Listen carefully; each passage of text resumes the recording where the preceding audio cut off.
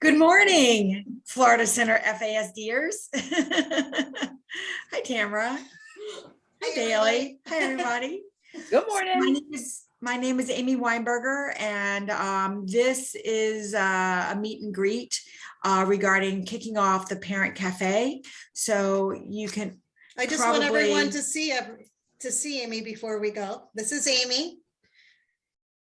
Now we're going to go back to sharing the screen so everyone can know and see how wonderful she is. Oh, okay. Gosh. Okay, that's a lot. Now go. A lot of pressure. All right, so I'm going to click this. And, oh, I don't even know how to use that little mouse ball anymore. Can you move that over? Okay, great.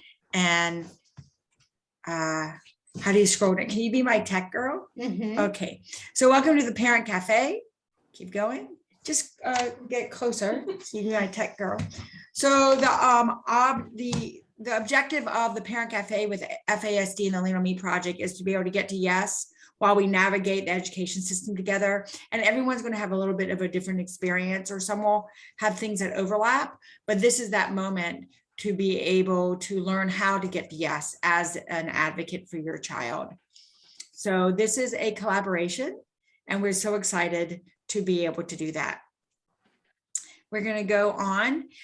Just a quick very little bit about me, but I am the co-founder of the Lean on Me project. My partner is a former student of mine who has been a student of mine since she was 8 years old. Her name is Jordan Stonecipher. She's 25, and it's just lovely to have a very young co-founder, particularly someone that I've known her entire life. So I am a 35+ year educator, which makes me really close to 60 years old now, which is really funny. I've been an entrepreneur most of my career. I am a trauma-informed educator, and my other hat that I've worn for many years is a reading specialist. And there are other hats, but those three are the ones that stick out to me. I am passionate about getting to yes and understanding how to do that. And I guess I'm kind of an educational navigator for Florida Center at this point. Right? Perfect title. Perfect. Okay. I don't like titles, but that seemed comfortable. So, and there I am at Brookside. That is not a nose ring. I don't know what that is on my face, probably paint. But we did a big mural. We do beautification projects at different schools. It's one of our Lean on Me project as well. So keep going. That was a really big picture. Okay, so the bright ideas, keep going. So these are our three talking points for today. One is the importance of school advocacy. 2 is the structure of parent cafes. And 3 is what the benefits are to families. So just so that we all are kind of on the same page, these are the definitions of how we're using school advocacy. And what you notice about each of them, they get a little bit more intense. So the first part is just supports, helps, assist, and aids. So that's just at a very simple level. When it needs to get bolder, then we start speaking and pleading on the behalf of others. That's what an advocate does. And then when we need to be even bolder or more clear in case, the words weren't coming out correctly, that's when we start defending and arguing. And it is arguing because we engage in debate for people or causes. So these are kind of like 3 levels of advocacy. I like to stay at the first level as long as we can, but I have certainly been at the 3rd level. But getting to yes we should not have to get so intense to get to yes when we can easily listen and compromise and do that at the first level. I think I can do this now. Now I saw it was you were just doing this, right? I think I'm capable. All right. So the point of how to navigate the education system together, there are several points to always know whatever level of advocacy we're at. One, we always want to prepare, ask for the draft, but clearly you might have to ask for a specific draft. Write your parent statement. One of the things that we want to do when we get into the parent cafe is practice writing our parent statements. So we want the parent cafes to be practice times, and I'll show you the detail on that in a moment. When we're preparing, we want to have goals. Have the goals on the original IEP been met? Yes, no, why not? And then what do you want to accomplish? And then be truthful. I've had parents in the past who kind of hold back information. And when we hold back information, we don't really paint an entire picture of what's happening at the home level, as well as in other environments. We really want to get to yes. And we can only get to yes if we're really revealing all the information, delicately, of course, but being truthful is a really big deal. And then know the IEP. So is that plan working? What has changed? Are goals being met? I always say that again. And then this reference to Wright's Law is a really important reference. And we will use that to kind of guide our parent cafes, because that's the language. They provide us the language and the conversation. The other big thing about our IEPs and getting to yes is always have a +1 at the table with you. It could be your neighbor, it could be the mailman, it doesn't matter. It just, you need a +1. Always, always. All of a sudden the mailman is as busy as can be going to all the Right. IEPs. Like, oh, it's my third one today. And then the other really big idea of IEPing is good documentation. So when you present the documents that support your request for a specific service, your child's team will respect you and they will hold you in higher regard. That is a very true statement. So you're presenting the documents. That doesn't mean they'll use the documents. It just means you're presenting the documents, right? Because the thing that we keep learning about our FASD information, they're not using our documents.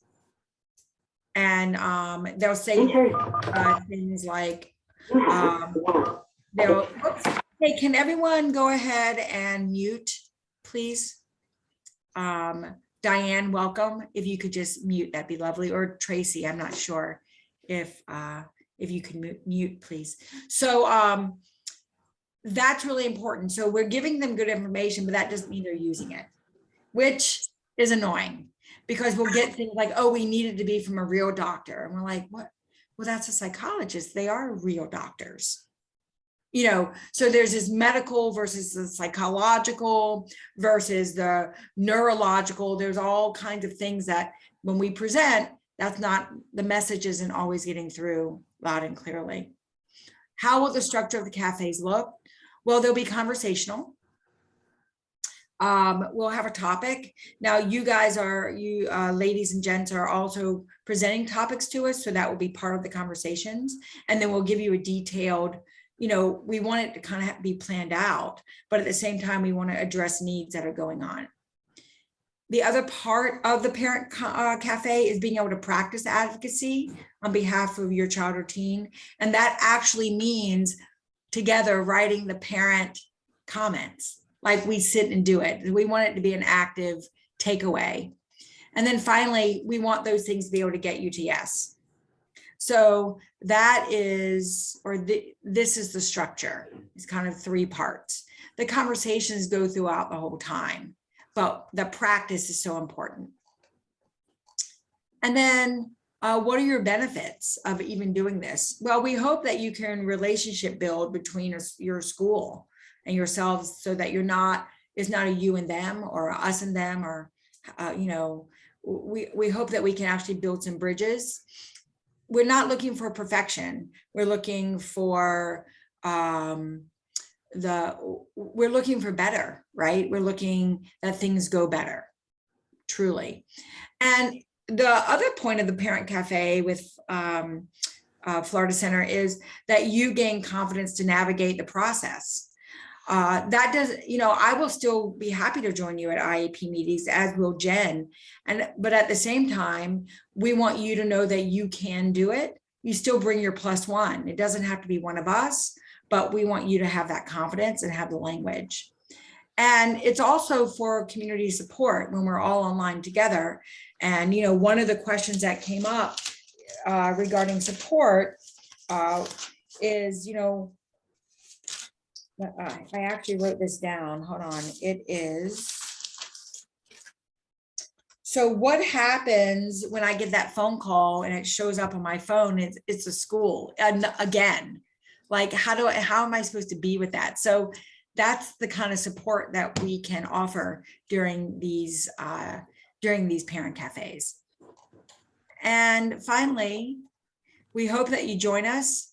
Let Tamara know, phone numbers, mailing address, and here we are. So we wanted this just to be a short, quick meet and greet as far as the video goes, so that we can send this out to people. It doesn't take too much time for people to catch up. And I think though it's important with this parent cafe for the parents that are coming that, you know, schools, you know, our kiddo's going to be in school for a long time, and each time it's going to be looking really different. So you might be like right now as a parent, oh yeah, I got it. My P is fine. I don't need to go to this group. But it's about, we talk a lot in our group about backup plans, backup plans. This is about empowering you, getting the information so that backup plan is ready if things start going a little off with school, because it can always be just a new teacher that kicks in, a new school you happen to move to. And to start navigating the system during a stressful time is a lot harder than starting to navigate it when things are working really well. So I really encourage all parents to come in, because not only is the hope of this parent cafe is to help parents learn to navigate, obviously we're also helping our kids have a word as well and teaching them to advocate eventually for themselves. That's right. And the only way to help them feel empowered is that we need to feel empowered. Yeah, you know what, that's exactly the point. And I do want to put a plug out there. You know, the parent cafe is taking place on the school campuses as well. So for example, we have a viable parent cafe happening at Tatum Ridge Elementary. So that current cafe is about anxiety. And the way we're doing it is we are very excited at this point that because of Lean On Me and Yale University Child Studies Center are partnering. And we're partnering for the space treatment for anxiety. And it's not for our children to be there. It's for our parent, it's for us. So that whole idea of the parent cafe over at Tatum Ridge, and this might be something that we consider together, is if Tatum Ridge Elementary or any elementary school has 800 kids, that means then they have at least 800 parents, right? And we cannot keep hiring more mental health counselors at a school. It's not feasible. It's not sustainable. And anytime we hire one or two for one school, that's still only representing less than 1% of the student population. So that's not a good number when you're trying to help people. So the number one thing that keeps coming up besides IEP management is anxiety. This word keeps striking the force. And of all mental health issues, anxiety is the most treatable of all of them.